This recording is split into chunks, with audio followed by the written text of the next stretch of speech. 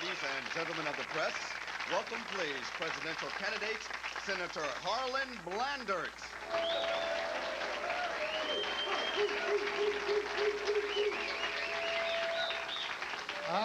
Hello, am I on? I don't think I'm on. Hello? I don't think I'm on. Hello, am I on? We can hear you, Senator. Oh.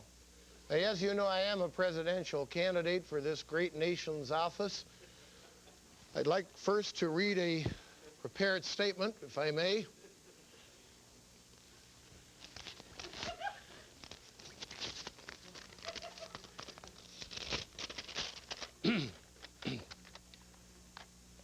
Hi, how are you?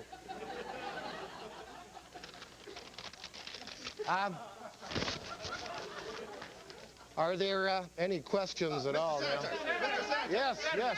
Mr. Senator, what are your views on the political issues of the day? Which day? I mean, there's Tuesday, there's Friday. You've got to be specific. There's many days. The fact of the matter is that political issues are political. They're politically charged. They're charged politically. And making an issue out of them is simply unfair. I do not choose to engage in this kind of rhetoric.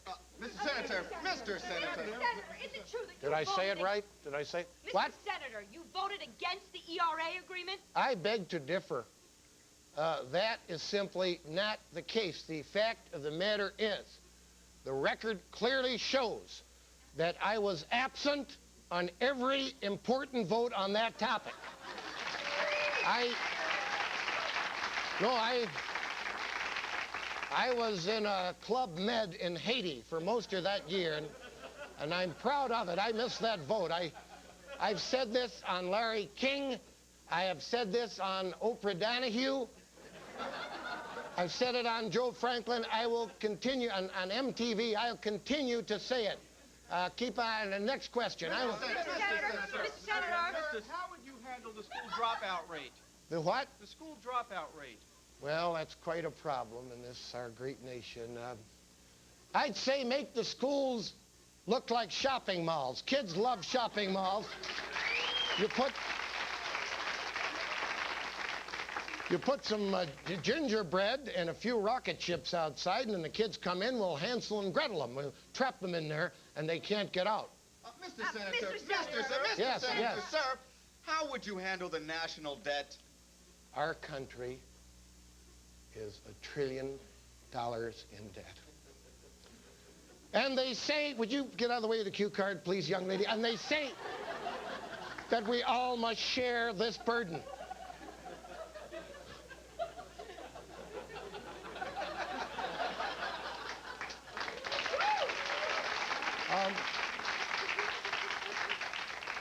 To see through your brain, X-ray vision is one thing I do not feature. I look at this country as a big restaurant.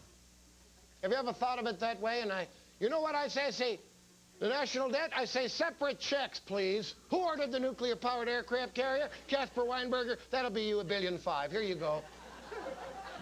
Who ordered the $800 toilet seat? Vice President Bush. This one's yours, I believe. I just had the Diet Coke myself. I had very little else. Senator, Yeah. Senator, Yes. can you tell me what are your views on taxes?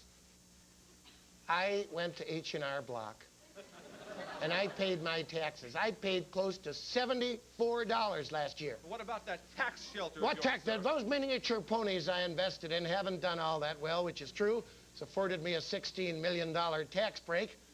But there's a large demand for miniature ponies next year with miniature wagons and miniature people.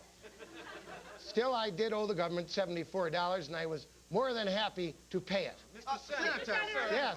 Yes. Senator, are there Why are you all yelling out at one time? Senator, are there any skeletons in your closet? I'm glad you brought that issue up. I welcome, the fact of the matter is, I welcome any of you to examine my personal life. I guarantee you, you won't find one. Senator, Mr. Senator, your critics claim you are out of touch with the average American. This is correct.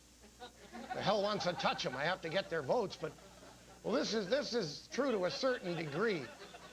However, I touch average Americans whenever and wherever I can. I touched an old man in Toledo the other day, and he wasn't any too happy about it.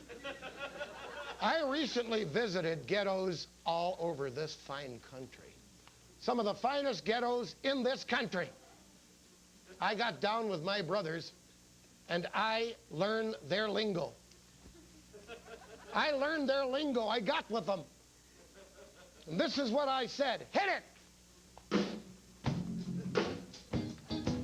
On the day that I was born, my mother said to her physician, you see, this here boy is going to be a politician. The doctor said, why, as he headed for the door? My mother said, because he made a motion on the floor. Senator.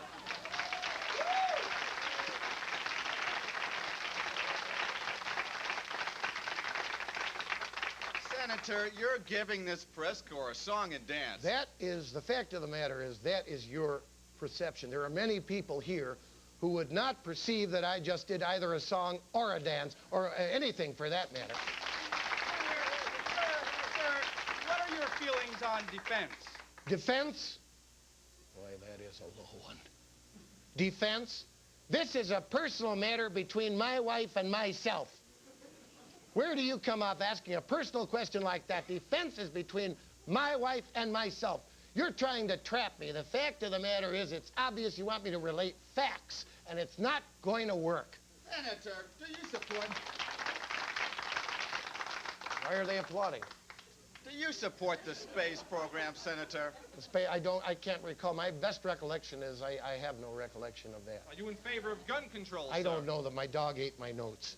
Sir, you won't answer questions about women's rights. You won't answer questions about education. You won't answer questions about defense. So what do you stand for? Oh, no, you're not going to get me on that one. There's no trap here. The fact of the matter is, if I tell you right now where I stand on the issues, then you'll know.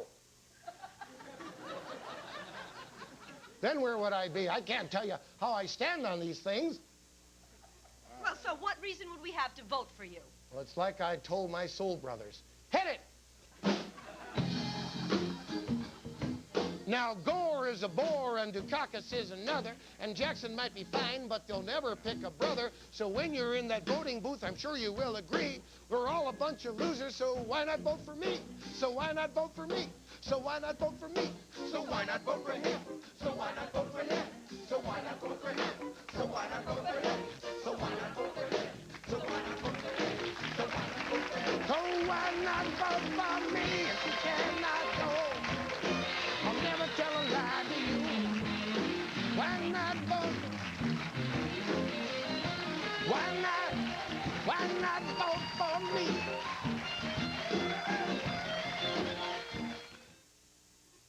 For my active stain maker, Greasy, gross.